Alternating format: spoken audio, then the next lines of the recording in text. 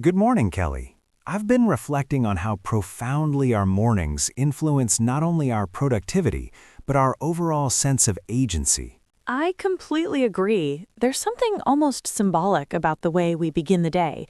It often mirrors how we approach life more broadly. That's beautifully put. For a long time, my mornings were fragmented, rushed, distracted, and driven by urgency rather than intention. That reactive pattern can be subtle but powerful. When you start by responding to external stimuli, you relinquish control before the day has even begun. Precisely. Recently, I've tried to cultivate what I'd call a deliberate threshold, a conscious transition from rest to activity. A threshold. I like that concept. What does that look like in practice? I wake without immediately reaching for my phone. Instead, I sit quietly for a few minutes, allowing my thoughts to settle before engaging with the world. So you're creating psychological space before cognitive demands arise. Exactly. It's less about productivity and more about clarity. I resonate with that. I've integrated a brief reflective practice, not necessarily formal meditation, but intentional stillness. Has that shifted your perception of time in the morning? Interestingly, yes. Even when I have limited time, it feels expansive rather than compressed.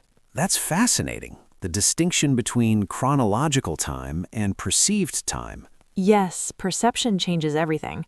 When mornings feel frantic, the entire day adopts that frantic tone. It's almost as though the emotional atmosphere of the morning permeates the hours that follow. Exactly. I've also reconsidered how I consume information early in the day. I avoid news or social media until I've grounded myself. That requires discipline, especially given how habitual those behaviors are. True, but the payoff is noticeable. My attention feels more deliberate rather than fragmented. Attention is such a finite resource. Guarding it in the morning seems strategic. Very much so. I also use the morning to reconnect with long-term intentions, not in a rigid way, but as a gentle reminder of direction. So your routine isn't just functional, it's philosophical. Perhaps. It's less about optimizing output and more about aligning action with values. That's an important distinction. Optimization can become mechanical, whereas alignment feels meaningful. Exactly. And when alignment is present, even simple activities, making coffee, preparing breakfast, carry a sense of mindfulness. It transforms routine into ritual. Yes, ritual is the right word. There's intention behind it.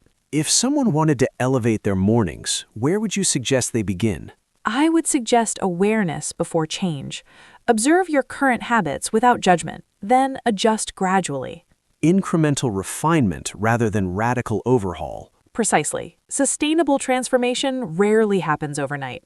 That's reassuring advice. And you, what insight has reshaped your mornings most? Realizing that how I begin the day communicates something about how I value my time. That's profound. So here's something to consider. If your morning were a reflection of your priorities, what would it reveal? And more importantly, what would you like it to reveal instead? Perhaps tomorrow offers a quiet opportunity to recalibrate. A new morning, a new beginning. See you next time.